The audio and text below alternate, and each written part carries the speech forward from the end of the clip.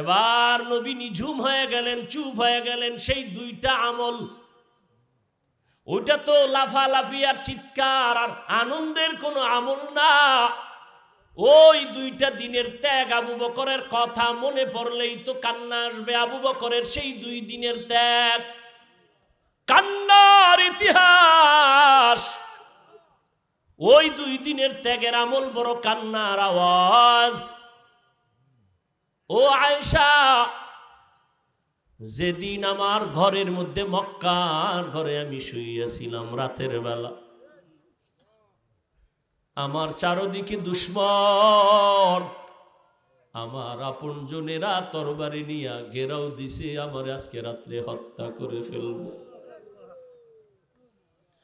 কতবার আসছে আমাকে জবাই করার জন্য, আজ ওরা ফাইনাল আমাকে হত্যা করেই ফেলবে। আমি পেরেশান, চতুর্দিকে দুশমন দাঁড়ায় গেল, সবার হাতে অস্ত্রধারী। আজ আমাকে হত্যা না করে ওরা কেউ বাসায় যাবে না। আমার আল্লাহ পাক বলেন, ওয়াল্লাহু ইয়াসিমুকা মিনান নাস। ও নবী, কোরআন হেফাজতের জিম্মাদারি আমি আল্লাহ যেমন এককভাবে নিয়েছি, আপনাকেও হেফাজতের জিম্মাদারি আমি আল্লাহ এককভাবে নিয়েছি। আপনার কোনো ক্ষতি হবে না পয়গম্বর, ধৈর্য ধারণ করেন। এবং প্রস্তুতি তো আগের থেকেই বলা হয়েছে, আজ আর ঘরের মধ্যে থাকা যাবে না, এখনই বের হইয়া মদিনার পথে হিজরত করা লাগবে, আর থাকা যাবে না। মদিনার পথে নবী হিজরতের জন্য রেডি হয়ে গেলেন, কিন্তু চারদিকে দুশমন ঘরের পার্শ্বে আটকায় দাঁড়ানো, বের হব কেমনে? আল্লাহ কয়, নবী একটু হাতের মধ্যে কিছু বালু নেন, বালু নিয়া আমার কোরআনের আয়াতগুলো বালুর মধ্যে পড়েন আপনার পবিত্র জবানে। মায়ার নবী আল্লাহর হুকুম পাইয়া বালুগুলো হাতের মধ্যে নিয়া মোহব্বতের আওয়াজ দিয়া তেলাওয়াত শুরু করলেন।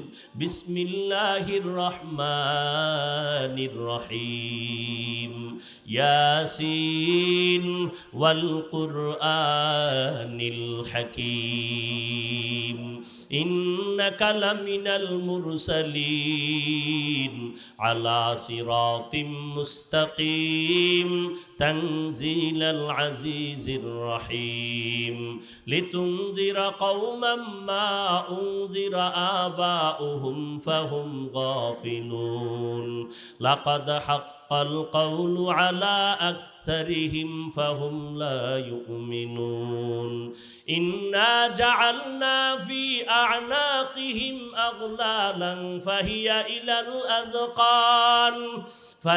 ইলাল আযকানি ফাহুম মুকমাহুন, ওয়াজআলনা মিন বাইনি আইদিহিম ওয়া মিন খালফিহিম সাদ্দান ফাআগশাইনাহুম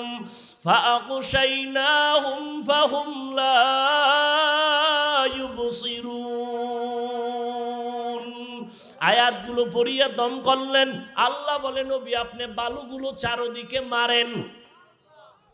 নবী তেলাওয়াত করে আয়াত পড়ে দম করে বালুগুলো মারলেন। বেঈমানদের চোখের মধ্যে হালকা লাগলো বাতাস, চোখের পাওয়ার সাথে সাথে নষ্ট হয়ে গেল। আল্লাহ পাকের অর্ডার, এবার নবী বের হয়ে গেলেন। এক টানা গিয়া আবু বকরের দরজায় গিয়া দাঁড়াইলেন। আসসালামু আলাইকুম ইয়া আহলাল বাইত। মায়ার নবীর কণ্ঠের আওয়াজ আবু বকরের কানে লাগতে দেরি। আবু বকর বলেন, লাব্বাইকা সাদাইকা ইয়া রাসূলুল্লাহ। দরজা খুলে দিলেন। নবী বলেন, আবু বকর এত গভীর রাত আপনি কি ঘুমান নাই? আবু বকর বলেন, নবী বহুদিন আগে আপনি বলেছিলেন হিজরত করা লাগবে, আমি আবু বকর আপনার সঙ্গী হব। আল্লাহর জাতের কসম করে বলি রে নবী, ওই যেদিন আপনি বলছেন যত ব্যস্তই থাকি না কেন, রাতের বেলা ঘরে আইসা আমি দাঁড়াইয়া অপেক্ষা করি, একটা সেকেন্ডের জন্য আমি ঘুম যাই না। কারণ আমি যদি ঘুমায় যাই আর রহমতের নবী আইসা ডাকিয়া যদি আমাকে না পায়, অন্য দিক থেকে দুশমনের আক্রমণ, নবীর উপরে আক্রমণ যদি হয়, নবী যদি চলে যায়, আমি আবু বকরের বেঁচে থেকে কি লাভ? কারণ আমি আবু বকর যেই নবীর সোহবত আর নেক নজর এত দামি হয়ে গেলাম, হঠাৎ খবর হয়ে গেল নবী নাই, নবী নাই।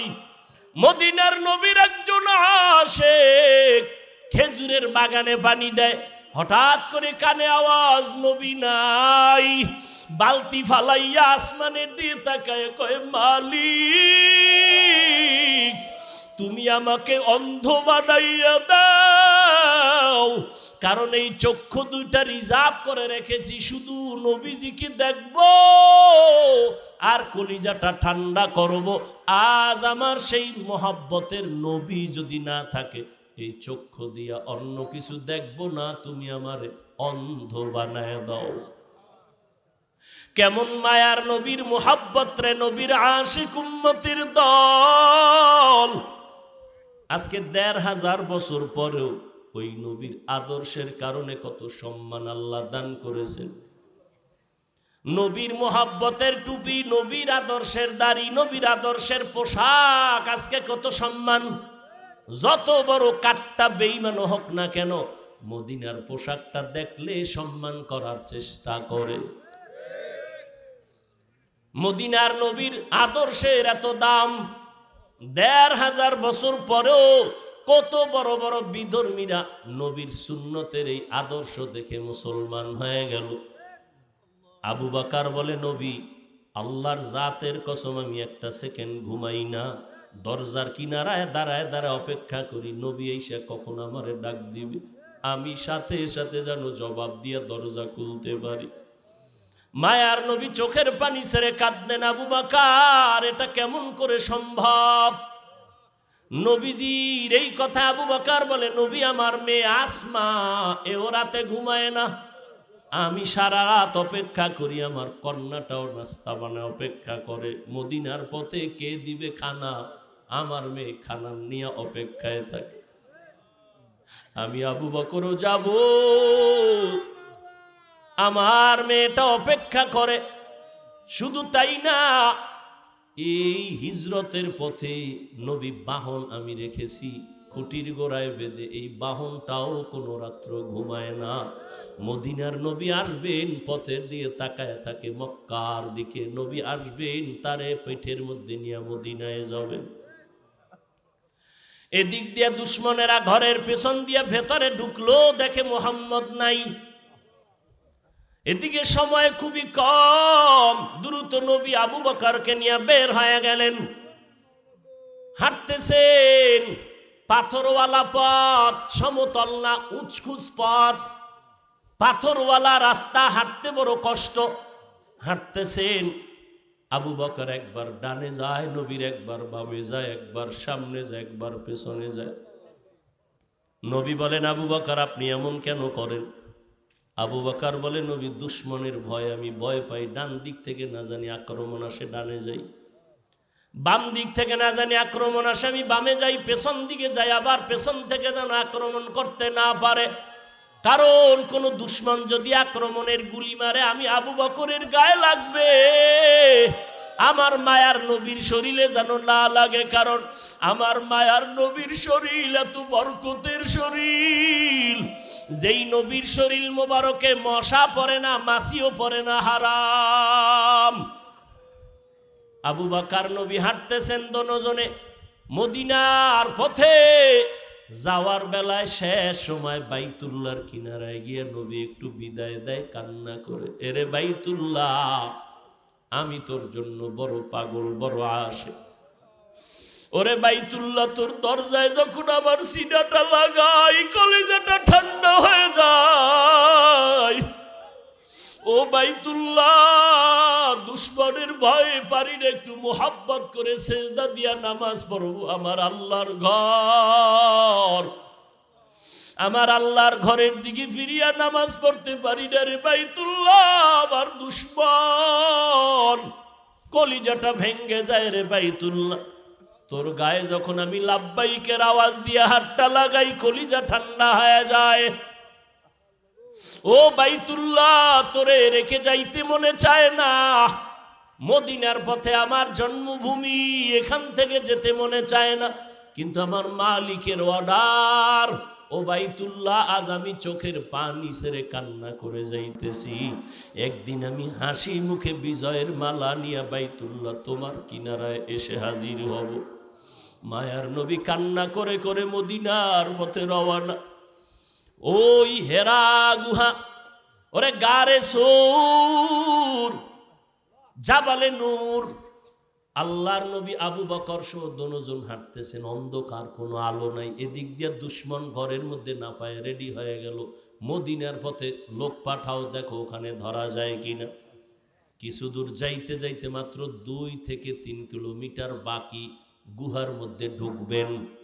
হঠাৎ করে আল্লাহর নবীর পায়ে একটা পাথরের আঘাত লাইগা রক্ত বের হয়ে গেছে। নবীজি এত অসুস্থ, রক্ত বের হচ্ছে, থামে না। মায়ার নবী এমন অবস্থা, হাঁটতে এখন কষ্ট হয়। আল্লাহর নবীর এই অবস্থা দেখে আবু বকর চোখের পানি ছেড়ে বলেন, নবী বেয়াদবি মাফ করবেন, আপনি হাঁটতে পারেন না, আমি বসে গেলাম, আপনি আমার কাঁধের উপরে উঠেন, আমি আপনাকে নিয়ে গুহা পর্যন্ত নেই, সেখানে আশ্রয় নিব। নবী বলেন না। শেষ পর্যন্ত মায়ার নবী এতটা অসুস্থ, পেছনে দুশ্মনের আঘাত, আবু বকরের কাঁধের উপরে উঠলেন। আবু বকর আমার নবীরে নিয়ে 2-3 কিলোমিটার চলে গেলেন, গুহার সামনে দাঁড়াইলেন। গুহার ভেতরে ঢুকবেন, ওদিকে দুশ্মন আসতেছে। আল্লাহর নবী আল্লাহর উপরে ভরসা করে ঢুকে গেলেন গুহার ভেতরে। গুহার ভেতরে যাওয়ার পর দেখে পুরানো গর্ত, চতুর্পার্শ্বে ছিদ্র আর ছিদ্র। ওদিকে গুহার মুখ এত বড়, দুশ্মন আইসা যদি সামনে দাঁড়াইয়া একটু ভিতরে তাকায় আমগো দেখে ফেলবে। আবু বকর ভেতরে, নবীও ভেতরে। নবী এখন আরাম করবেন। আবু বকরের রানের উপরে মদিনার নবী মাথা রাখলেন, আর আবু বকর নবীর বিশ্রামে গেলেন চুপচাপ। আবু বকর নিজের জামার কাপড় ছিঁড়ে ছিঁড়ে ছিদ্রগুলো আটকাইতেছে, না জানি আবার কোনো সাব্বিচ্ছু আইসা আমাদের আক্রমণ করে। ওদিকে ভয়, গুহার মুখে দুশ্মন আইসা দাঁড়াইলে আমগো দেখে ফেলবে। আল্লাহর কুদরত, হঠাৎ করে দেখে দুশ্মন গুহার মুখে আসিয়া দাঁড়ায় গেছে। এই আসতে আসতে না আসতে মুহূর্তের মধ্যে মাকড়সা জাল বলল। দুশ্মন আসতে না আসতে একটা কবুতর আইসা ডিম পাড়া শুরু করলো। দুশ্মনেরা নিচে তাকাইলেই দেখে ফেলবে আবু বকরের। হেফাজতের মালিক আমার আল্লাহ। মায়ার নবী তো বিশ্রামে আছে আবু বকরের রানের উপরে। ওরা গুহার মুখে আইসা তাকাইয়া ভিতরে তাকায় না, ডানে বামে তাকায়, হালকা ভাবে নজর দিয়ে দেখে মাকড়সার জাল, কবুতর, এখানে তো কেউ নাই। এরা ওখান থেকে চলে গেল। আবু বকর চুপ করে বসে আছেন, গর্তগুলো জামার কাপড় দিয়ে আটকাইতেছেন। ছিঁড়ে ছিঁড়ে ছিঁড়ে ছেড়ে আটকায় দেখে একটা ছিদ্র বন্ধ করার মতো কাপড় নাই।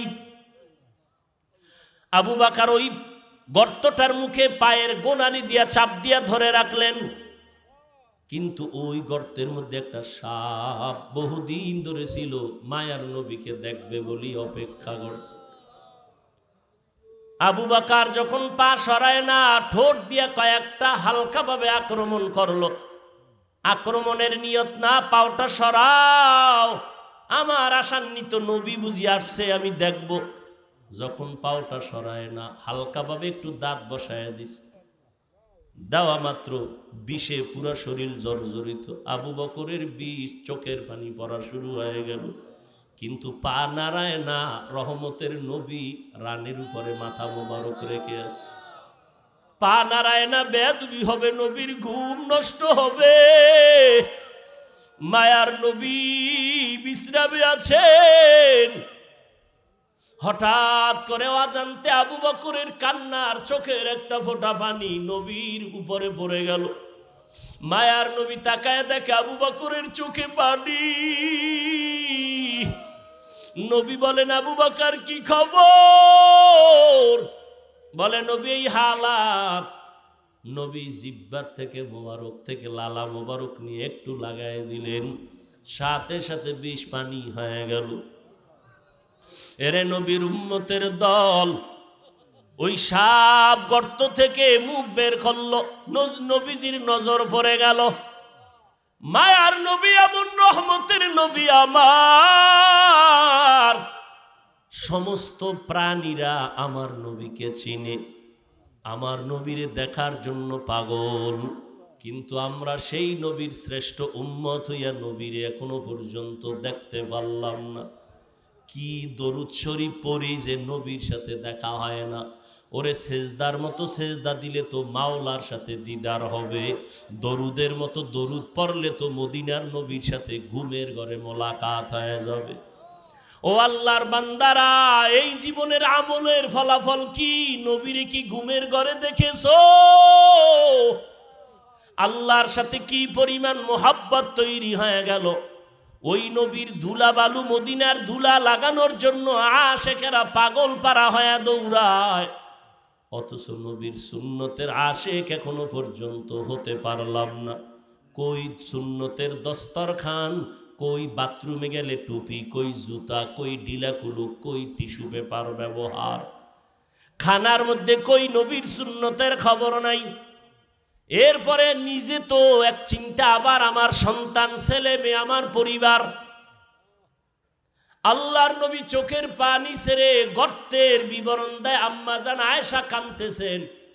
আম্মাজানকে বললেন, ও আয়েশা, তোমার বাবা আমাকে কাঁধে নিয়া 3 কিলোমিটারের মতো রাস্তা পারাইয়া ওই গর্তের মধ্যে নিয়া তার রানে আমি মাথা দিয়া বিশ্রাম নিছিলাম। বিষের ব্যথায় কানছে, তবে একটু পা নাড়ায় নাই। এই যে ত্যাগ আবু বকর আমার জন্য দিনের স্বার্থে দিল, সারা দুনিয়ার উম্মতের নেক এক পালায় দিলেও সমান হবে না।